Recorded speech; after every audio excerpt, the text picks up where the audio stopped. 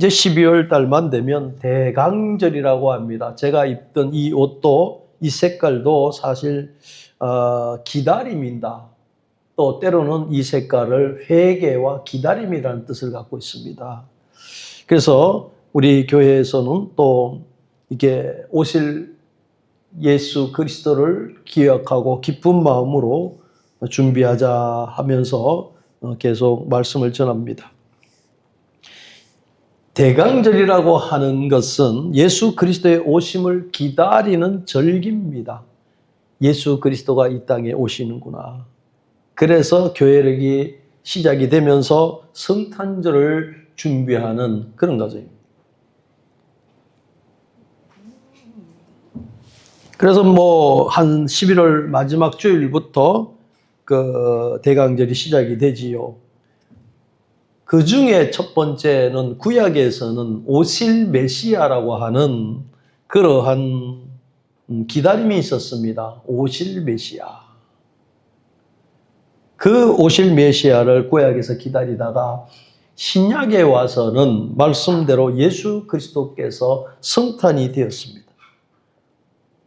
그러면 예수님께서 다시 부활하시고 승천하심으로 말미암아 주님은 우리에게 다시 오실 것을 말씀했습니다. 그것을 우리가 재림을 기다린다 합니다.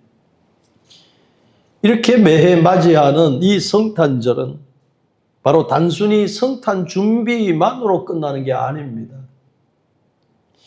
다시 오실 예수 그리스도가 어떤 분이라는 것을 우리가 한 해에 지나가는 과정 속에서 깊이 기억하고 맞을 수 있는 그 마음의 준비가 필요하다는 것입니다. 그 준비라는 것은 내가 하나님을 믿는 신앙 안에서 잘못된 미스가 된 부분들은 회개해야 할 것은 회개가 일어나야 하고 또 그 재림에 있을 그 예수 그리스도가 어떠한 분이라는 걸 진정성을 가지고 기다릴 수 있는 성도라면 기쁨이 충만해야 된다는 것입니다. 그래서 기다리고 준비할 수 있는 것은 바로 우리의 신앙의 믿음의 고백이 되어야 한다는 것입니다. 그래서 오늘 22장 20절의 말씀대로 주 예수여 오서 오시옵소서, 주님께서 오시기를 고대하는 이 단어는 그 시대에 있을 그 사도 요한에만 있는 것이 아니라 우리 심장에도 그러한 그 바람과 기대가 있어야 된다는 것입니다. 이미 우리 주님께서 부활하시면서 보내주었던 그 성령님은 저와 여러분 삶 속에서 임재하고 계신다는 사실입니다. 그 임재 속에서 우리는 그리스도를 찬양하게 되고 그리스도와 함께 동행하는 삶이 날마다 우리의 삶 속에서 다져지게 되고 그 주신 은혜 속에서 살아가는 힘이 일궈져야 된다는 것입니다. 그래서 오늘 여기 마라나타라고 하는 주 예수여 어서 오시옵소서 하는 것이 우리가 곤란 속에서 바라보는 예수를 오라고 하는 것이 아니라 이미 이 땅에 오셔서 십자가에 못 박혀 죽으시고 우리 죄를 다 사하여 주신 그 예수 그리스도의 크신 은혜를 죄 사함 받는 하나님의 백성으로서 기쁜 마음으로 소망할 수 있는 그러한 신앙이 우리에게 필요하다는 것입니다. 이야말로 이것이 바로 저와 여러분의 삶 속에 성령의 충만한 역사가 시간마다 분초마다 항상 이루어져야만이 될 줄로 믿습니다. 그리고 우리 예수 그리스도의 재림을 기다릴 수 있는, 소망할 수 있는 그 기다림이라는 것은 간절해야 되는 것입니다. 사랑하는 성도 여러분, 간절함이라는 것을 여러분 그 단어를 한번 되새겨 보시기를 바랍니다. 간절함이라는 것은 소홀할 수가 없는 마음의 표현일 것입니다. 우리 주님께서도 그 사역을 하실 때 보면 그 사역마다 간절함이 깃든 자들에게 관심을 쓰신 것을 보게 됩니다. 간절함이 없고 대충이라고 하는 성의 없는 것은 우리 주님도 관심이 없을 것입니다.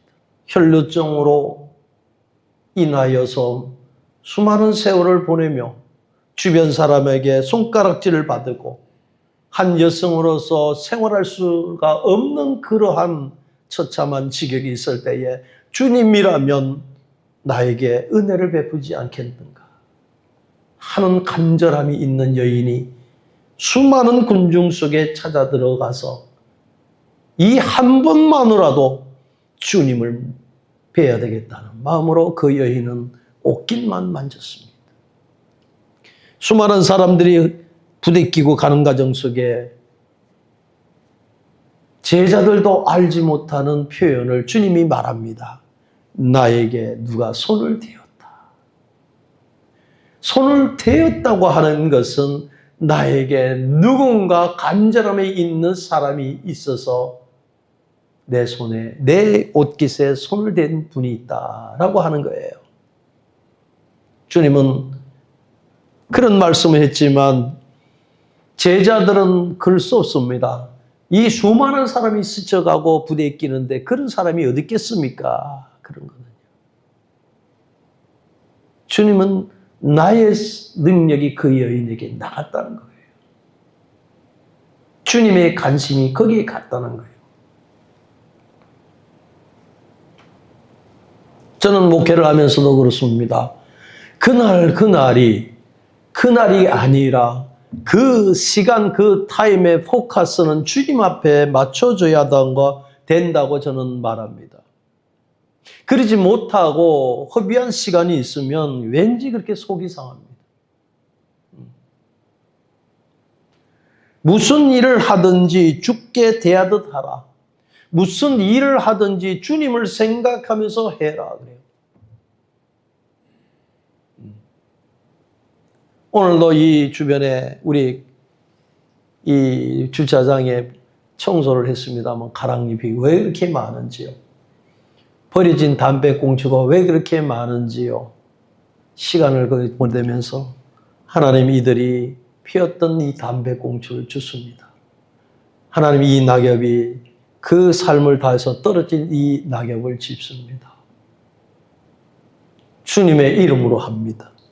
누구 하나 쓸지 않고 누구 하나 담배꽁초를 줍지 않는 그런 삶 속에서도 그리고 저 혼자 주님 감사합니다. 혼하게 치워놓으니까 왜 이렇게 감사한지. 내년에 꽃이 피면 한번 보십시오. 꽃이 만발합니다. 주님의 이름으로 꽃을 심습니다. 이 지역에 있는 사람들이 늘 고개를 숙이면서 삶의 목표가 없고 소망이 없는 삶들이 있는 저들에게 이 꽃을 보면서 그 순간만이라도 그 마음에 평강이 있으면 좋겠다. 그런 마음을 가졌습니다. 작년인가 저작년인가요? 어느 권사님은 그 꽃 앞에서 기도하는 권사님이셨습니다. 그래서 제가 권사님 어떻게 뭐 하고 계십니까? 그랬더니 지나가다가 목사님 사모님이 너무 정성껏 이렇게 꽃을 아름답게 가꿔서 여기서 기도하고 갑니다. 그래요. 여러분, 우리가 소망이 없으면 그것은 숨만 쉬는 송장입니다. 오늘 성탄절을 앞으로 놔두면서 우리는 기다림이 있는 신앙이 필요하다는 거예요. 나에게 소망이 없고 나에게 희망이 없고 나에게 기쁨이 없는 것은 죽은 믿음인 것입니다. 그런데 교회에 오면은 기도하라 그러죠. 그러면 어떤 분들은 기도 못합니다. 기도를 어떻게 해요? 맞습니다. 기도는 못할 수 있습니다. 어린애가 태어날 때 처음부터 단어를 써가면서 기도하는 어린애는 아무도 없습니다. 그러나 전지전능하신 우리 하나님께서는 우리의 기도를 통해서 응답을 하시고 이끄시고 하나님 섭리 가운데 우리를 사랑으로 돌봐주시는 은혜가 있는데 기도를 처음에 교회에 오면 잘못 배웁니다. 어떻게 잘못 배우는지. 기도하면 다 이루어진다는 거예요. 과연 그렇습니까? 그런 말을 듣고 기도를 하다 보니까 자기에 의한 기도를 하다 보니까 응답이 없다면 거기서 주지 않습니다. 두 번째, 하나님을 믿으면 복을 받는다고 하는 그 단어를 새로이 들어오는 사람들, 성도들은 그것을 100% 믿고 나옵니다. 하나부터 10까지를 하나님 앞에 기도하기 시작합니다. 그 기도의 내용을 보면 하나같이 자기 위주로 기도를 합니다. 그것이 이루어지지 않으면 실망하고 좌절해 버리고 마는 것입니다. 그리고 나서 시험 들었다고 말하고 있습니다.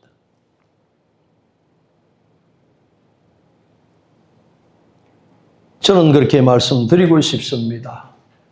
하나님 앞에 기도하는 것은 그 하나님이 나의 하나님이란 그 대상이 분명하게 서 있어야 된다는 사실입니다. 분명하게 그분이 계신다는 사실을 믿지 못하면 기도가 될 수가 없습니다. 그래서 제가 제일 싫어하는 것이 기복신앙을 싫어합니다. 하나님과 인격체의 만남이 있어야만이 내 영이 바로 서가면서 내 신앙이 성장될 수 있다는 사실입니다. 그래서 하나님 앞에 기도할 때는 어떤 기도가 될까요? 하나님 내 사정과 형편을 다 아시심에 내 부족함을 하나님 앞에 아뢰는 것입니다. 하나님 내 믿음이 연약하면 나에게 믿음을 주옵소서. 내게 사랑이 없으면 내 사랑을 주옵소서. 내가 하나님의 형상을 닮아가기를 원하는 신앙이 되게 하옵소서. 이 기도가 우선 돼야 된다고 저는 생각합니다. 오늘도 기도하고 내일도 기도하고 반복적으로 기도하는데 내 자신이 아무런 변화가 없다고 할지라도 하나님 앞에 그것은 두드릴 수 있는 신앙이 돼야 되는 것입니다. 먼저 뭐라고 했습니까? 대상이 진정한 하나님이라는 사실을 깨달아야 된다는 것입니다. 교회에 오면 빌기만 되는 마치 요술 방망이처럼 생각하는 신앙은 얼마 가지 못하고 주저앉아 버릴 수밖에 없습니다. 오늘 혈류증을 앓고 있던 이 여인은 주님의 옷깃을 받았다면 그분은 나의 능력자 되심을 믿고 기도했던 여인이었을 것입니다. 그 이후에 그 여인은 예수를 잘 믿었는지 안 믿었는지는 안 나지만은 주님을 사모하는 그 여인에게는 분명하게 끝까지 주님을 놓치지 않는 신앙을 가지고 살았을지도 모른다는 것입니다. 그래서 기독교 신앙은 바로 체험 신앙이란 거예요. 그리스도 예수를 체험하지 않고서는 우리는 조금도 한 발자국 나갈 수가 없습니다. 그분이 나의 구세주라고 하는 그분이 진정한 나의 구세주라는 것을 깨달을 때에 우리는 주님의 십자가를 지고 나갈 수가 있다는 것입니다.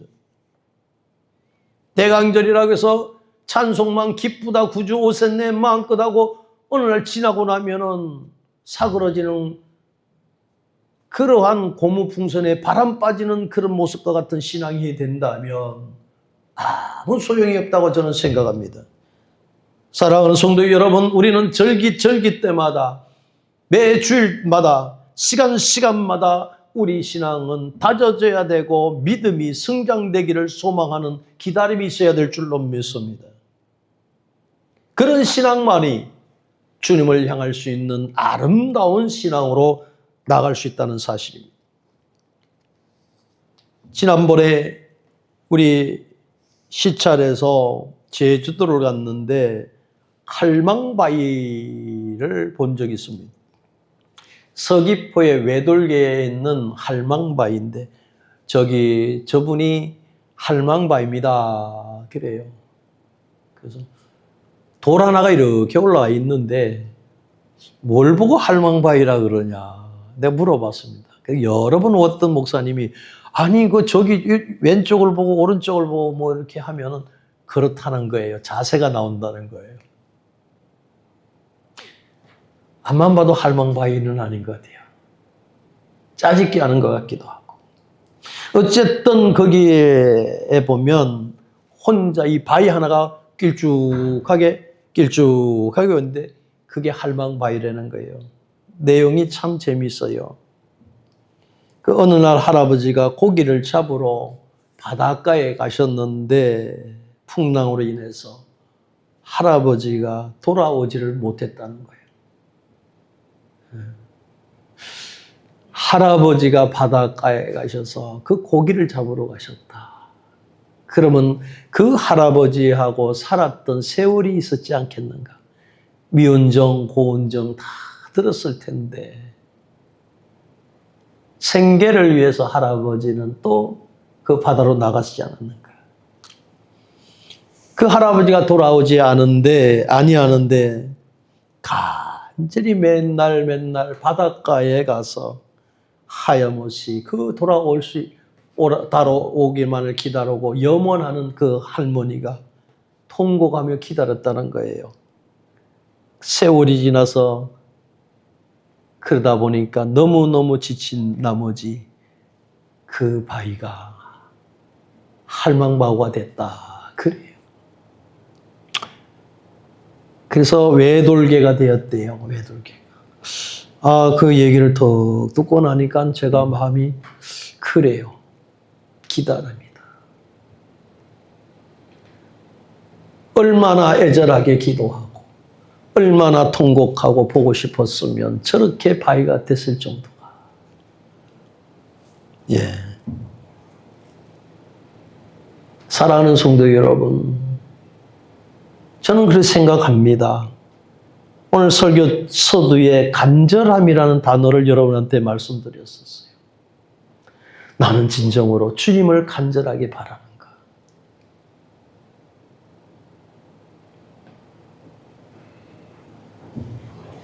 주어진 직분 때문에 다람쥐 채바퀴처럼 돌아가는 그런 신앙이 아니라 밤모섬에서 계시록을 받았던 사도 요한처럼 내 나이에 무슨 사명인가 생각했던 그 사도 요한은 나이가 많음에도 주어진 사명을 가지고 그 밤모섬에 끌려갔음에도 불구하고 그는 하나님을 바라보는 마음은 변치 않았다는 것입니다. 그러한 중심에 있던 사도 요한에게 계시록을 주셨어요. 알지 못하는 비밀을 주셨다는 거예요. 많은 목회자들도 그렇고 많은 성경을 좀 알고자 하는 분들은 사도 바울이 말씀을 전한 로마서나 또한 그 각 서신들을 연구를 많이 하게 됩니다. 저는 그렇게 생각합니다. 사도 바울은 그래도 젊은 혈기에 열심히 뛰었던 것이 있지만 마지막까지 그 복음의 진수를 나타낸 분은 바로 사도 요한이 아닐까 그런 생각이 듭니다. 그러면서 바라보는 게 무엇일까요? 주 예수여 어서 옵소서. 소망을 가지고 있습니다. 육신은 바로 저물어 가는 그런 육신을 가지는 그러한 노래의 삶이었었지만 사도 요한은 하늘의 소망을 바라보면서 있던 훌륭한 사도였다는 것을 알 수 있습니다. 알파와 오메가의 역사 속에도 처음과 끄트머리를 장식을 잘하는 사도 요한의 모습을 봅니다. 그러면서 소망하면서 주님 오시기를 원합니다.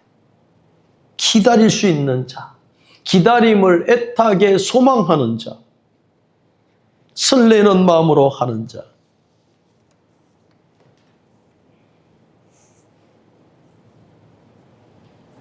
사랑하는 성도 여러분, 우리 하나님을 믿는 성도라면 예수 그리스도께서 나를 사랑하심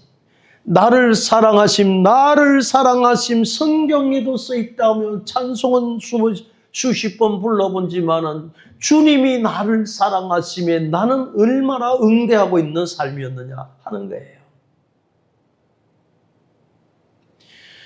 진정으로 누가 나를 사랑한다고 할까요? 사탕발림으로 당신 나 사랑해, 자기 나 사랑해, 그 사랑의 소리 안 들으면 삐치고 헤어지고 미워하고 사랑이 없다고 하잖아요.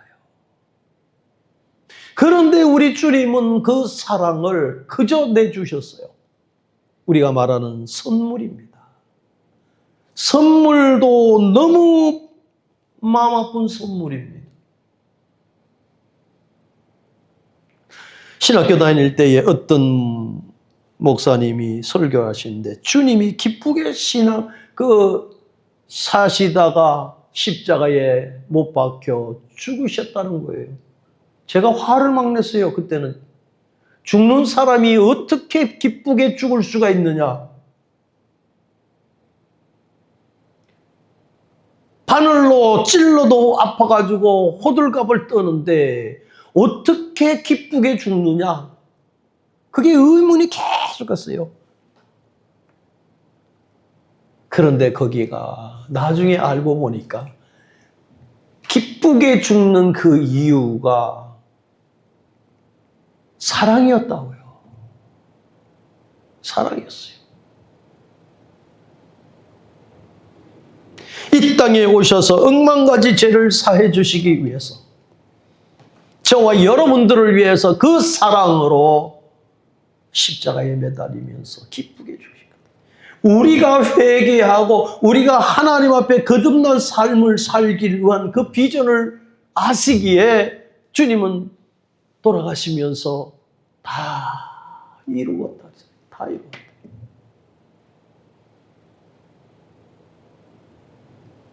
여러분, 목회가 참 어떻게 보면 철학 같기도 하고 막 그럴 때가 있어요. 뭔가 자꾸 생각을 해봐야 되고 뭔가 좀 기도 더 해야 되고 막 이럴 때가 있습니다. 그런데 어떨 때 보면 한 문장 때문에 그 성경의 말씀이 한 문장 때문에 넘어가지 못하고 여러분 그 단어 때문에 몸부림쳐 본 적이 있습니까? 저는 그럴 때가 있습니다. 그런데 청세기부터 계시록을 몇 번 읽었다. 나는 몇 번 읽었습니다. 나는 뭐 속독을 합니다. 그래요. 물론 열심히 해야 되죠. 속독도 하고 쓰기도 하고 뭐 외우기도 하고 하는데 저는 우리 성도들이 하나님의 말씀이 한 말씀이라도 나한테 와닿아서 그 말씀이 나의 심령을 쪼개고 한다면 변화되지 않겠느냐 하는 거예요. 어떤 성도들은 교회에 나오면서 세상적인 버릇이나 습관이나 모든 것을 내버리지 못하고 슬쩍 감추고 도배하면서 교회 와서 앉아 있으면서 이 말씀을 전해야 되겠다고 전할 때 어떤 말씀을 대답합니까? 아멘 하지 아니하면 누구 말대로 창피하니까 아멘. 아멘이라는 그 말씀대로 이루어지리라 하고 도장 찍고 각서를 쓰는 것과 똑같습니다. 보증 씁니다. 남아 이르는 충천금이라고 하지요. 남자뿐만 아니라 우리의 새치의 혀에서 나오는 이 소리 하나가 아멘이라고 하는 것은 하나님의 말씀은 그렇습니다. 그 말씀대로 내가 지키겠나이다. 그 말씀대로 되기를 소망합니다라는 뜻이잖아요. 그런데 그렇게 쉽게 아멘하는 사람들의 뒷행동을 보면 아멘이 참 부끄럽지 않겠는가 그런 생각이 들어요. 여러분 이 세상을 보세요. 이 세상이 과연 지상낙원 것 같습니까? 하나님 주신 이 세상이 정말로 우리가 유토피아 같은 그러한 시대를 맞이하고 있다고 생각합니까?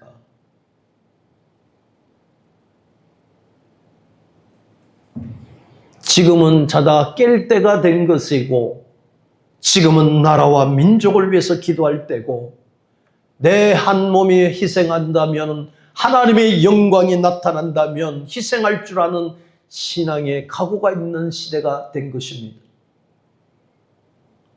주기철 목사님 같은 분은 왜 그 시대에 죽어야만 했을까요? 손양원 목사님은 왜 그 문둥병이 걸린 사람의 피고름을 뽑아내면서 있어야 될까요? 믿음의 선진도는 예수가 크게 보였기 때문에 따라가야 되는 그 신앙인가요? 그렇다면 먹을 수 있고 입을 수 있고 행할 수 있는 모든 자유로움이 있는 이 시대에는 예수가 우리에게 말씀하시는 것을 그냥 안 듣고 그냥 흘려보내야 하는 신앙인가요? 여러분, 그러면 기도를 그렇게 하지 말아야지요. 어제나 오늘이나 살아서 역사하신 전지전능하신 하나님 아버지, 그 하나님 아버지는 시공을 초월한 하나님이십니다. 오늘 이 시간도 여러분에게 하나님이 말씀하시고 여러분의 심령을 두드리는 주님의 말씀인 줄 믿습니다. 깨어야 됩니다. 사무치도록 간절하게 애절하게 기다리며 간절하게 바라볼 수 있는 것이 우리 삶 속에 일어나야 된다는 사실입니다. 누구를 흉내내지 맙시다. 우리의 신앙은 하나님과 나의 관계가 1:1 관계입니다. 내가 잘 믿는다고 해서 내 아내가, 내 아들이 구원함을 받고 천국에 가는 것은 아닙니다. 언젠가 설교 중에서도 말씀했습니다마는 내가 이 땅에서 살아가면서 열심히 신앙생활을 했다 그러는데 주님 앞에 갔을 때에 주님, 하상진이가 왔습니다 할 때 주님이 슥 보면서 고개를 돌리면 어떨까? 왜 기도하다가 그런 생각이 제 마음속에 듭니까? 암만 내가 나라고 하는 그 단어를 써가면서 나는 이렇게 했습니다, 나는 이렇게 했습니다 하다가 주님 앞에 나갔을 때에 주님이 나를 보고 쓱 돌리면 어떡할까?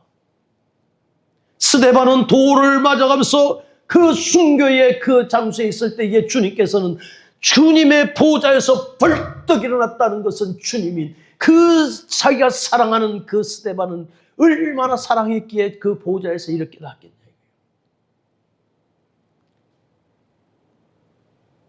나의 위로만 받고 살아가는 이 땅에서 주님께서 나에게 위로만 주시고 힘 주시는 것으로만 살아간다면 그것은 신앙이 아니라는 것입니다. 주님께서 저와 여러분에게 은혜를 주시는 것은 그것은 갚으라고 하는 것입니다. 갚으라고 하는 거예요. 기다림이 소망이 있을 때에 내 삶은 더 기름을 지고 소망이 있을 때의 삶은 더 풍성해질 수 있고 그 삶의 의미가 깊다는 사실을 잊지 마시기를 바랍니다.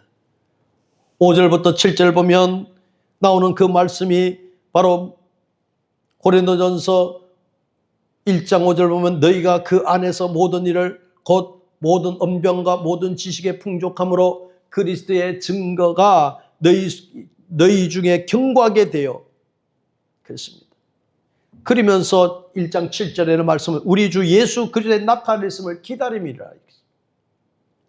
은혜 속에 거하는 것은 1장 4절의 말씀대로 항상 하나님께 감사한다 그러고 너희에게 주신 하나님의 은혜로 말미암아라고 그랬습니다.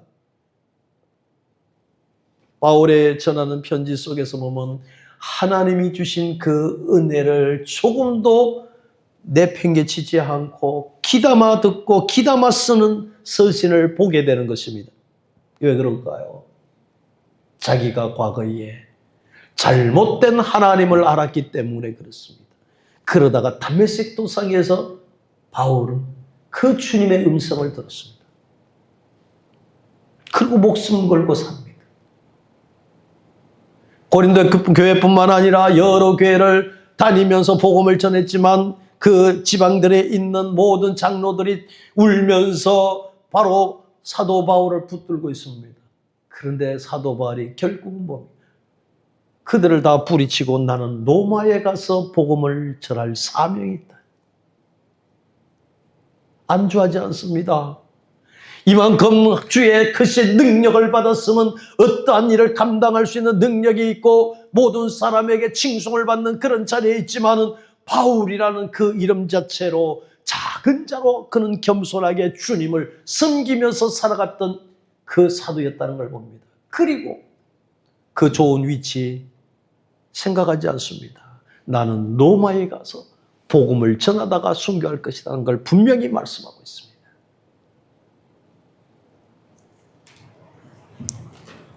바울은 그 하나님의 은혜에 늘 하나님께 감사한다고 하는 그 고백을 가진 그 믿음의 용장이라고 볼 수 있습니다. 주님 가신 그 발자국을 그리스도의 향기를 발할 수 있는 선진들의 그 메시지를 통해서 우리는 나를 한번 쳐다봐야 되지 않겠는가 하는 것입니다. 기다립시다. 성탄절을 우리가 기다립시다. 높고 높은 모자를 버리시고 낮고 천한 자리에 와서 겸손한 그 말구유에 오신 그분을 볼 수 있는 우리의 심령이 되어야 될 줄로 믿습니다. 바빠가지고 못 봤다고요. 왜 주님이 이 땅에 오신 그것을 바빠가지고 못 볼까요? 주님이라면 무릎을 꿇을 수 있는 자가 되어야 됩니다. 그래야만이 우리 신앙이 살 수가 있습니다. 주님이 우리를 순수하게 만들어 주실 때까지 순수한 심령으로 어린아이가 같은 소망을 가지고 기다릴 줄 아는 간절함이 우리에게 있어야 될 줄 믿습니다. 육신의 남편을 기다리면서도 간절한데 나를 구원해 준 그 주님을 기다리는 간절함이 있어야만이 그것이 정말로 신앙의 도가 아닌가 생각합니다. 사랑하는 성도 여러분, 소망이라는 것은 내가 이기적일 때에는 그것은 연기처럼 사라지고 만다는 사실입니다. 내 생각이나 내 중심이나 물질적인 가치나 눈에 보이는 것에 초점을 둔다면 그리스도를 만날 수가 없고 주님을 기다릴 수가 없다는 사실입니다. 다시 재림하실 예수 소망하시기를 바랍니다. 순수한 마음으로 기다릴 줄 아는 신앙이 되시기를 바랍니다. 그리고 25일 날 기쁘다 구주 오셨네 그 만백성 그 찬양을 할 수 있는 나만의 환희와 찬양과 감격과 희열이 넘치는 그 찬양을 부를 수 있는 자격 있는 성도가 되시기를 바랍니다. 그저 넘어가는 신앙이 아닙니다. 하나님의 은혜를 받는 사람은 강하고 담대하게 전할 수 있는 자가 될 것입니다. 마태복음 3절 보면 세례 요한은 광야에 외치는 소리라고 말씀하십니다. 그는 예수 그리스도를 전할 때에 모가지까지 딱 잘려면서도 그는 살 수 있는 것이었습니다. 어떻게 해요? 주님의 일을 위해서는 내가 영원히 살 길을 택하겠다. 누군지 두려움이라는 것은 있습니다. 그러나 그의 눈에는 보라 세상 죄를 지고 가는 하나님의 어린 양이라고 그런 담대하게 복음을 전하고 내가 보고 그가 하나님의 아들이심을 증거한다고 요한복음 1장 34절에는 말합니다. 그런 자가 어떻게 바른 소리를 하며 살지 아니할 수가 있겠습니까? 결국에는 그는 소반에 머리가 엉켜지는 순교의 자리에 쓰고 말았습니다. 보라 세상 죄를 지고 가는 하나님의 어린 양이라고 우리 주님을 볼 수 있고 우리 주님을 증거하는 자리에 섰습니다. 그는 겸손하게 말합니다. 요한복음 3장 30절의 말씀은 그는 흥하여겠고 나는 쇠하리라고 그는 예언의 말씀을 합니다. 예수님의 신들매를 풀기도 감당 못한다고 그는 그대로 고백합니다. 사랑하는 성도 여러분, 그 예수가 우리 마음속에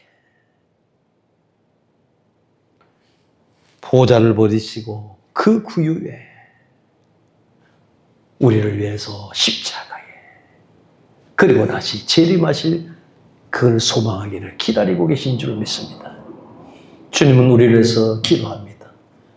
항상 하나님의 자녀들이 믿음만으로 살아갈 수 있도록 믿음 안에서 하나님을 바라볼 수 있는 신앙으로 살기를 기다리고 계신 줄로 믿습니다. 그러면 우리도 마음과 뜻과 정성을 다해 열심을 다하고 주를 바라보는 신앙이 흔들리지 않는 신앙으로 2025년도가 가기 전에 내년을 바라보면서 주님, 지난해는 제가 흔들렸지만 26년에는 오직 예수 안에서 주님을 바라보는 비전이 있는 신앙이 되게 해달라고 하는 그러한 주 예수 그리스도의 어서 오소서 마라나타 신앙을 가지시고 소망을 갖는 우리 사랑하는 성도들이 되시기를 주의 이름으로 축원을 드립니다.